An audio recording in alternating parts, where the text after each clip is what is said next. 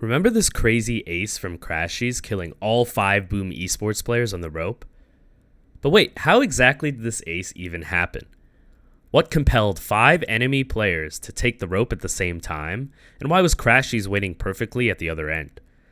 I decided to look into it and found the full story behind this historical ace, and I'm here to share it with you all. So to understand exactly what happened, we need to first understand how the rest of the game was going up until this point. Boom actually started the game winning the pistol round and Optic's eco round. But Boom was also down 3-7 when Crashies aced them. That means they only won 1 out of the next 8 rounds after pistol and Optic's eco. So let's take a look at what happened in some of these rounds. On Boom's bonus round, they split B with a setup to flush out Crashies playing in tower. Crashies hits an insane shot while he's breach stunned. Crashies should have definitely died here, but because he somehow hit the shot on Neon, the round completely fell apart for Boom. I mean, that's okay, that's the game and it was just their bonus round.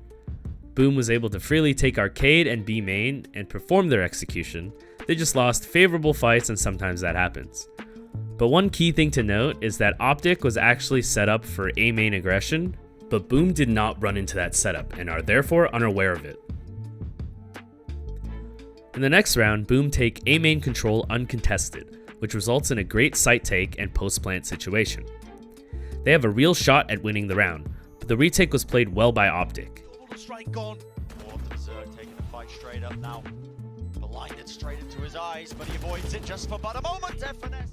Optic actually fights for Dish and Arcade control aggressively at the beginning of this round, but leave A main uncontested on this round. Again, Boom feels uncontested in where they want to execute, and had a real chance to close out the round, but just lost in some key duels in the post plant.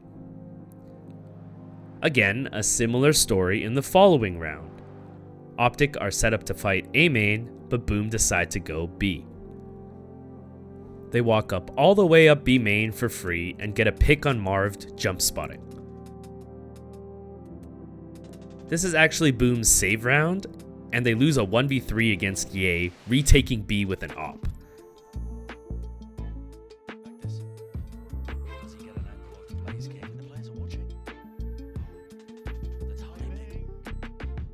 Absolutely everything, and somehow El Diablo still gets the better of it.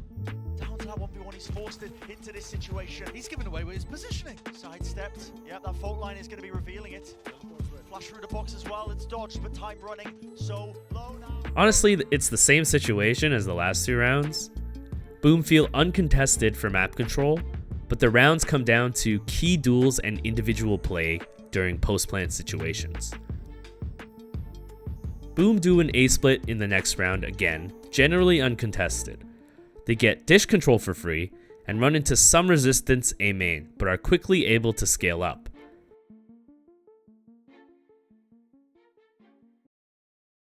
They again lose in the post plant even though they're up numbers 4v3. Misses the shot, off onto the corner, the aftershock to push them away. It's on half and the volley does miss. Blazekin doesn't realize he's still on, but now with that spam, he's got the information and a tap. Blazekin, he has to make the play, but 3 bullets, not enough, doesn't know he's there. Boom at this point definitely feel like they aren't being contested in most of the neutral areas of the map. They have their way with where they want to go, but are ultimately losing rounds due to lost gunfights and failed post plants. They finally win their 3rd round on round 8, where they take B main and Arcade control freely. They finally end up winning their fights with the site anchors and take the round cleanly.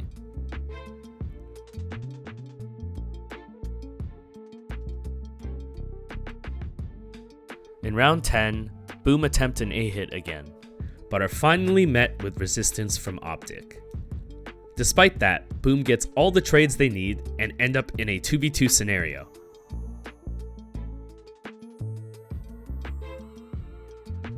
Boom aren't able to capitalize on the control they have, and Ye defends A site, forcing Brimstone back to B where Crashies never left.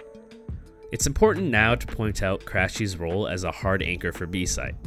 He barely leaves the site until it's absolutely time to retake, and has played tower passively many of the rounds. Although the entire map was open this round, he stayed put until it was clear where Brimstone was and continued to play the information game. He's been B-Site's hard anchor almost every single round. Now we get to round 11. Boom are low on money and are on a weak buy. Remember everything that we talked about. Boom have been uncontested for neutral areas. They've had their way taking control of the map, which has resulted in many successful executes. They just need to close out the rounds properly. The only time they felt contested was the previous round that we just talked about, which still ended up in even trades and a 2v2 late round situation. Their entire game has felt this way, so they are definitely not concerned with excess map pressure from Optic. However, Optic had fought for control more than Boom was aware of, but just by chance, Boom hadn't run into those setups. Boom feel comfortable around the entire map and feel comfortable taking sites, but are really focused on how to close their rounds. Crashies is B-Site's hard anchor, and Boom have never run into Optic's dish or arcade side aggression. In this round, Crashies does his A-main knife lineup, but it's the first time Boom run into it this entire game. It scans all 5 people, and Boom immediately try and rotate out. Boom had it wrong though. Crashies isn't necessarily a passive player. He's a high percentage player who makes optimal decisions based on info. And Optic actually did try to take control of arcade and dish often. But based on how the game went so far, Boom were led to feel way too comfortable for a team zipline adventure. No. One enemy. I mean, look at Crashies smiling. He's smiling with his hand. He's picking it up. He's just smiling. He's just smiling. He's a psychopath.